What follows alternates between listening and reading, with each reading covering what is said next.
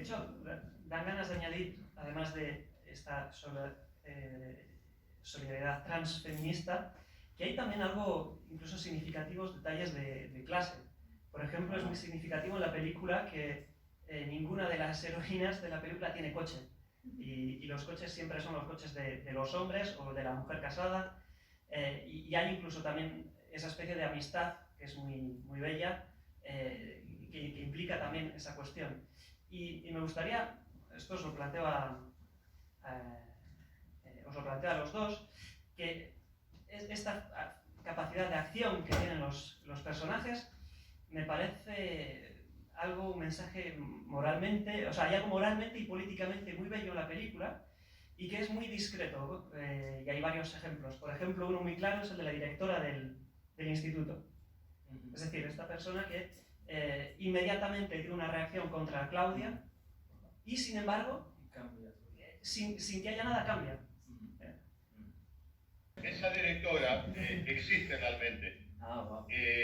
Digamos, claro, el verdadero personaje hoy es directora de un colegio, ¿no? Fue ascendiendo, empezó como maestra, y esa situación, esos diálogos con la directora y la mujer belicosa, eso existió también. Todo el tema del hijo exhibicionista, o sea, no inventamos nada. Yo creo que esta película es real en un 95% de lo que cuenta, ¿no? Y lo otro, a colación de lo que decía Paul, creo que nuestro cine es fuertemente etnobiográfico, ¿no? Pero con una particularidad, es que mostramos a todos los personajes que hemos retratado, a todos, sean motociclistas, sean los dos motociclistas que están atrás de ustedes, sean de pueblos originarios, sean inmigrantes, a todos los mostramos con esa gran cuota de inteligencia, ¿no?, que han desarrollado para poder sobrevivir en un medio hostil. O sea, yo no conozco ninguna persona idiota en todos estos entornos. Todas las personas que conozco son deslumbrantemente hábiles, son sumamente inteligentes, tienen una capacidad de resiliencia superior, pero a muchísima gente, y realmente son gente de buen corazón. Porque para llevar la vida como la lleva y no hacerle daño a nadie, realmente eso los hace automáticamente buenas personas, ¿no? Entonces, ¿cómo yo de mi parte no voy a filmar una película sobre esta gente? Son angelitos.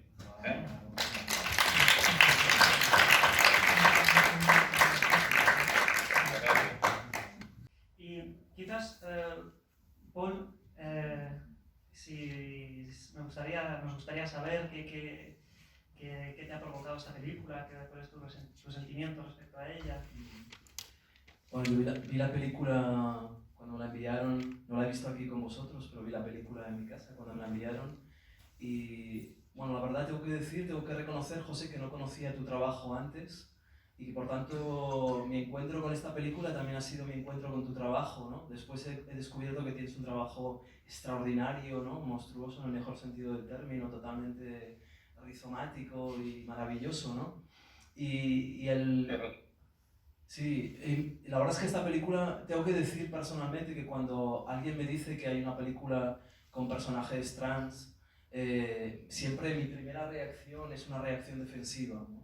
Y esa reacción defensiva se explica por el hecho de que las personas trans han sido representadas históricamente en el cine, en la fotografía, es decir, hay toda una tradición muy larga, ¿no?, de representación de la persona trans como una persona anormal, deforme, monstruosa, pero también reducida a personajes absolutamente deshumanizados, ¿no?, y que además corresponden siempre a las mismas figuras sociales, que son figuras de lo que yo llamaría el lumpen somatopolítico, ¿no?, es decir, cuerpos absolutamente esclavos, degradados, ya sea en la posición de la trabajadora sexual, que normalmente no aparece como una trabajadora sexual que desea ese trabajo, sino que se ve forzada a trabajar como prostituta, o también, digamos, lo que fueron todas las series de las películas a partir de los años 70 hasta prácticamente los años finales de los años 90, en las que el transexual o la persona transexual siempre tiene que acabar muriendo en la película, ¿no? Es decir, que en el fondo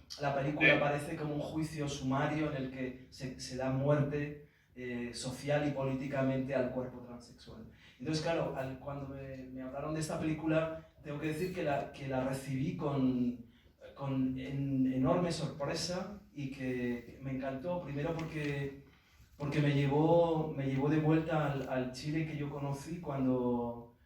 Yo he pasado varias veces por Chile, ¿no? Y bueno, tuve la suerte de conocer a Pedro Lemebel y a Francisco Casas, pero sobre todo a Pedro Lemebel, que quizá vosotras que estáis aquí no lo conocéis, pero es un escritor chileno, uno de los primeros escritores al mismo tiempo de origen indígena, homosexual, pero quizá más que homosexual, con una presentación de género realmente trans en ese momento. Y cuando yo viajé a Chile, la persona que me recibió fue Pedro Lemebel, ¿no? Entonces yo entré directamente, cuando llegué a Chile no entré por la puerta del feminismo, entré por la puerta de las travestis y de las transexuales de Santiago, y fue maravilloso, ¿no? Entonces para mí fue la sorpresa también de encontrarme con esa comunidad que de alguna manera lucha por sobrevivir en un contexto en el que hay mucha represión y mucha normalización,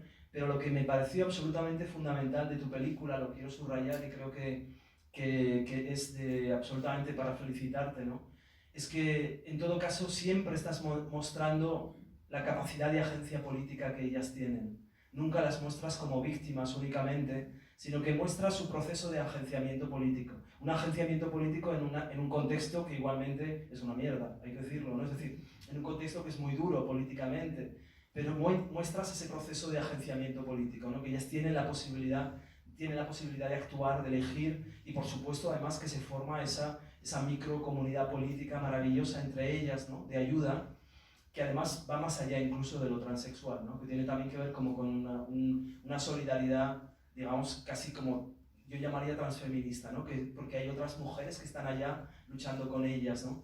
Bueno, no sé, quería felicitarte por esta película y decirte que... Muchas gracias, Jorge. Sí, sí. Como generalmente filmamos, por no decir siempre, ¿no? Con el apoyo de la comunidad, ella fue parte de otra producción llamada Fango, participó en un rol muy pequeño y brindó su casa. Entonces quedó pendiente justamente un mundo que de parte mía no conocía para nada, ¿no? Muy comprometida, morena, de hecho se dedicó a estudiar teatro para poder estar más suelta, digamos, en el momento de la película, que se filmó 8 o 9 años después. Y por ejemplo, ¿cuánto tiempo tardaste en escribir este guión? Porque lo que sorprende también viendo la película es hasta qué punto es complejo.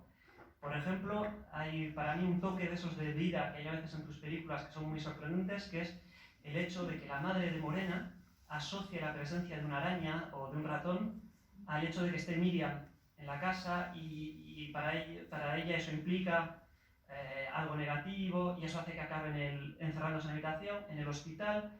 Ella, Morena, no puede estar con ella porque su amiga acaba de romper con su amante. Es decir, hay incluso todas las subtramas se construyen, y el hecho también de cómo vas dejando caer la idea de la ducha, que aparece en medio de momentos muy dramáticos, vuelve a salir la ducha, y al final entiendes que la película es la ducha.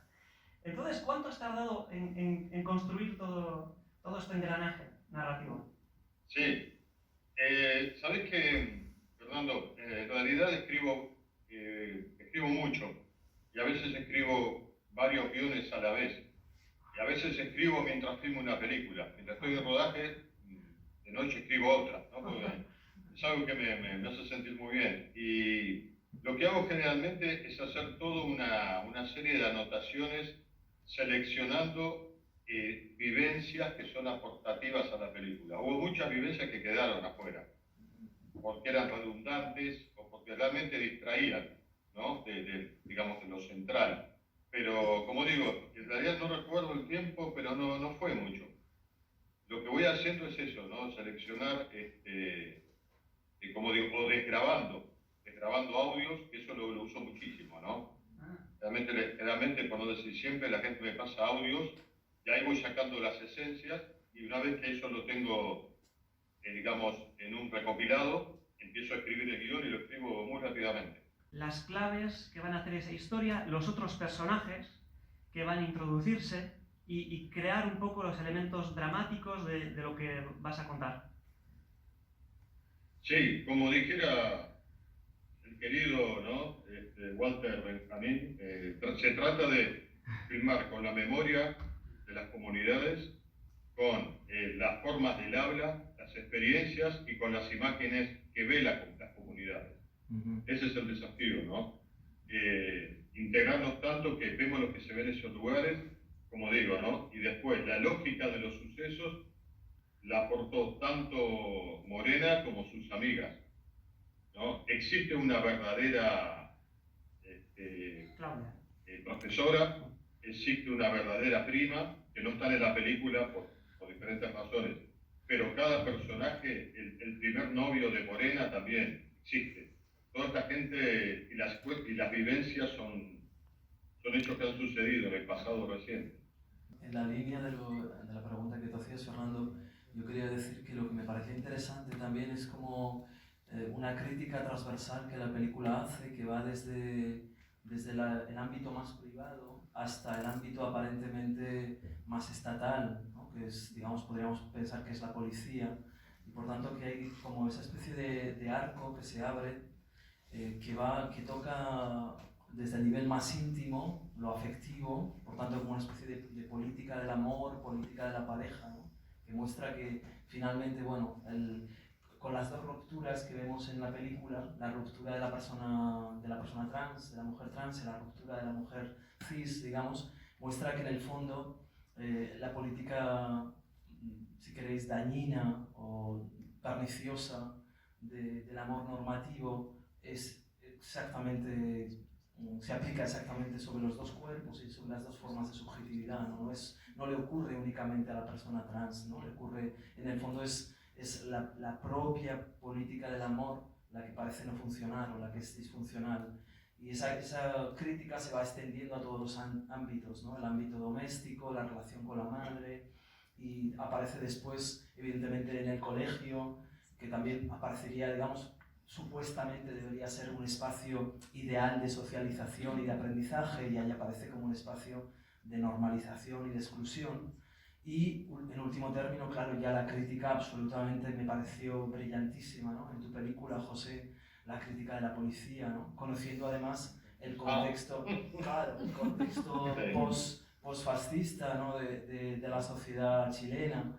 Yo creo que hay algunas escenas de tu película que me parecieron, en ese sentido también hacía la relación con Pedro Lemebel, pues dignas de las yeguas del Apocalipsis, ¿no? Es decir, es que hay una parte tremendamente corrosiva en tu película, ¿no? Cuando al centrar el cuerpo trans y el deseo homosexual dentro del ámbito de máxima represión, que es el de la policía, ¿no? Por tanto, parece que tu crítica en ese sentido va desde lo más afectivo y lo más íntimo hasta el espacio aparentemente más abstracto y más estatal, ¿no? Sería la policía, y creo que es fantástico.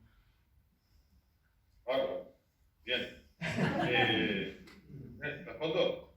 Espera que traduzca. Sí. Cuando he hecho la diferencia entre las dos mujeres, no quiero decir que una sea hetero y la otra sea trans, sino que una es trans y otra es cis, las dos son hetero. Pero bueno, esto es una cosa que es un poquito complicada para... C'est mon vocabulaire qui est pas complexe. Bien. No, lo único es que yo creo que lo de la policía era indispensable, ¿no? Porque realmente tienen un nivel de hostigamiento y un nivel de despotismo y también fascinación, ¿no? Por las trans, que es algo, bueno, seguramente vos lo sabés igual que yo, es algo muy constante, yo creo que en la gran mayoría de los países. Lo que sí que esa dicotomía de la policía, con sus afectos, con su sexualidad, con su falta de honestidad, con su cobardía, merece varias películas, porque realmente es algo tan distinto a lo que todos conocemos, te digo, es una especie de inframundo. Ahí sí que tienes trabajo, José, sí. Yo creo que tienes que... Sí, esa sería no me buenísima alcanzaría película. ni con varias películas, totalmente. Es todo un inframundo de la impunidad. Para mí son realmente, por el trato que yo he tenido a lo largo de mi vida, son realmente asesinos con placa, y que hay una corriente ahí de avasallaje que obviamente el tema es no ser vulnerable ante la policía. Después, seas trans o lo que seas, Si donde hay una situación de litigio, la policía se torna corporativa y totalmente déspota, ¿no? Lo puse en un indicio, pero sé que da para miles de películas, realmente, y es una institución, pero totalmente fallida, totalmente horrorosa, y acá en Latinoamérica lo estamos viviendo a diario, realmente, ¿no? Sí, Acá pero con creo el que es... confinamiento asesinaron mucha gente y automáticamente cierran filas. Creo que es muy interesante esto que dices, ¿no? De esta relación tan estrecha de al mismo tiempo erotización del cuerpo trans y destrucción, abuso absolutamente impune de ese cuerpo, ¿no? Me parece que ahí hay una de las claves del funcionamiento microfascista de las sociedades incluso democráticas, ¿no? Y me parece fascinante que lo abordes. Porque José, aquí no lo ves, pero hay mucha gente y Sí. quieren comentar cosas. Perfecto. Bonjour et bravo pour ce très beau film. Et j'avais une double question qui porte essentiellement sur votre manière de travailler avec les gens. J'aimerais bien savoir un petit peu quel est le processus, à la fois pour écrire le scénario, dans votre contact avec les gens, et aussi pour la direction d'acteurs. Felicidades para esa película que me gustó mucho. Gracias. Y tengo dos preguntas sobre su método de trabajo, a la vez en el modo de escribir el guión, con los personajes reales que existen, cómo usted se inspira para escribir el guión, y también en la dirección de actores, cómo se hace, cuál es el proceso de trabajo. Sí, el tema del guión es como comentaba, ¿no? Siempre es un cúmulo, es una acumulación a lo largo de los años, a veces no tanto, a veces se abre un canal de comunicación con ciertos sectores de la sociedad, entonces tiene que ser más veloz. Pero tiene que ver con la fuerza de la anécdota real. Siempre partimos de la fuerza de la anécdota real y la fuerza de la verba posible. ¿Se entiende? Las réplicas posibles en un ámbito determinado. Todas las personas hablamos distinto y las palabras son un pulso en el éter que no es casual. Tiene que ver con una vibración determinada, con un proceso de evolución determinado, y eso creo yo que ya tiene una composición elevada. Entonces, descreo un poco del trabajo tradicional de guión, ¿no? Y de hecho, justamente ahí, si vamos a un caso, disculpe la grosería, por favor, ¿no? Pero hay una serie que me gusta mucho, Yankee, pido perdón, True Detectives. A ver qué vas a decir, José. Justamente, sí, y hoy justamente el autor tiene una charla con un medio argentino, el guionista, ¿no? De True Detective. Pero bueno, él era de esa zona, él compuso en base a su bagaje de vida, ¿se entiende? No le costó hacer esa serie que para mí es maravillosa. Y lo otro, creo que justamente hay una cuestión bastante política, ¿no? Pero extremadamente política con el tema de la dirección actoral. Me parece que justamente en la vida somos perfectamente heterogéneos, en la forma de expresión, como digo, en la cadencia verbal, ¿no? En los exabruptos, somos totalmente heterogéneos.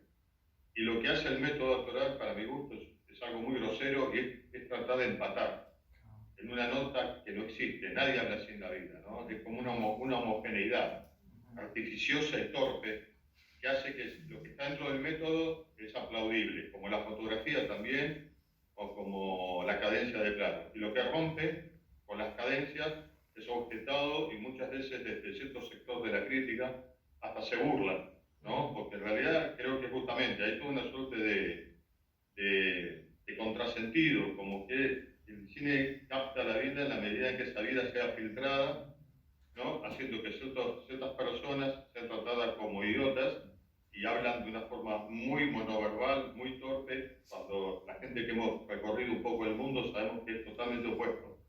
Hay toda una serie de diversidad de miradas, una cosa elevada que surge cuando la gente está incluida, cuando simplemente se le abren las puertas a todas.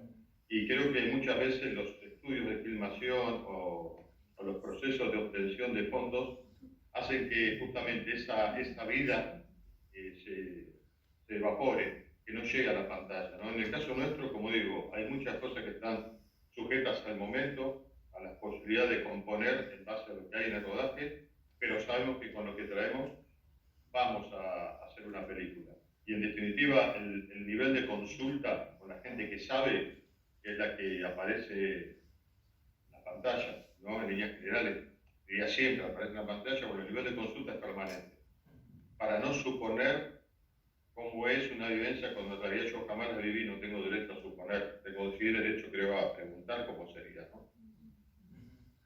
Quería decirte que bueno, me parece estupendo que tanto tu película como tu discurso en torno a la producción del cine y a cómo haces cine se haya proyectado hoy y pueda estar incluido también en el ciclo que hemos venido haciendo aquí esta semana de seminario, porque precisamente hemos estado hablando sobre estos temas, ¿no? Hemos estado hablando del cine como una tecnología de producción de género, de normalización de la raza, de normalización de la clase y de cómo reapropiarse críticamente de esa tecnología, ¿no? Entonces creo que tu forma de trabajar realmente es un ejemplo maravilloso, ¿no? Y luego quería preguntarte una cosa que precisamente al hilo un poco de esta cuestión, ¿no? Es decir, que porque la película salió ya en Chile, en Argentina, digamos que ya se estrenó en los cines, ¿no? Sí. Entonces, me pregunto qué pasó con la vida de Morena después de la película, qué pasó con la vida de Claudia, de Miriam después de la película. Es decir, porque claro, la película, claro, todavía en esta etnocinematografía de la que tú hablas, hay dos procesos, ¿no? Está tu proceso por una parte de extracción, captación, modificación, pero por otra parte está lo que sucede después, cómo esa película impacta también lo real y lo modifica, ¿no? Entonces, yo me quedaba también con ganas después de ver la película, pensé, bueno, ¿y ahora qué van a hacer Morena, Claudia y Miriam después de esto, no? Sí, en realidad la verdadera docente es profesora de inglés. Ajá. Vive de eso. Justamente Miriam, en la vida real, es una militante de colectivo, pero aparte está muy involucrada con lo que es el teatro, ¿no? Teatro trans y demás. Y Morena, que a partir de todo este proceso, es una referente también de la cultura, digamos, pero una referente bastante conocida, digamos. Y nos ha pasado felizmente esto con personas de todas las películas, ¿no? Ha habido procesos muy interesantes que yo agradezco muchísimo. Hay el caso de un amigo que cuando se acercó hace muchos años a Fantasmas de la Ruta, él delinquía. Tenía una vida muy destructiva y dejó totalmente el delito por el placer que le producía estar en un set de rodaje, sino que es muy talentoso y abandonó totalmente el delito. Totalmente. No quiere saber nada y no quiere volver bajo ningún punto de vista a eso. Y digamos que yo creo que con todos estos procesos, si ayudamos a una persona a desarrollarse, ya todo el proceso y todo el esfuerzo está justificado. Y esto es algo que creo que mientras nos mantengamos fieles a ciertos principios, que tiene que ver con lo que obviamente es políticamente incorrecto, ¿no? Tal vez para otros cines, creo que estamos cumpliendo también un servicio, ¿no? Estamos dejando un testimonio de la vida de los pueblos y eso es interesante. Si no, digamos, con estas nuevas corrientes de qué es políticamente correcto y qué políticamente no, es como que, les digo porque a colegas míos les pasa, se paralizan y terminan filmando algo que en realidad no mueve la aguja porque se nota el miedo en cada toma, en cada párrafo, ¿no? Y realmente ahora tenemos el apoyo económico para La Reina Desnuda, que es una película sobre una amiga mía que es una depredadora de hombres, es una violadora, depredadora de hombres, y nos ha llevado al borde del suicidio, es muy audaz, ella muy sincera, quiere que se haga la película, y realmente su vida está puesta en esta producción, que bueno, esperemos que superemos todo esto, así la podemos realizar. Pero bueno, digamos que la buena noticia es que vamos a seguir siendo más incorrectos que nunca. Fantástico, José, fantástico.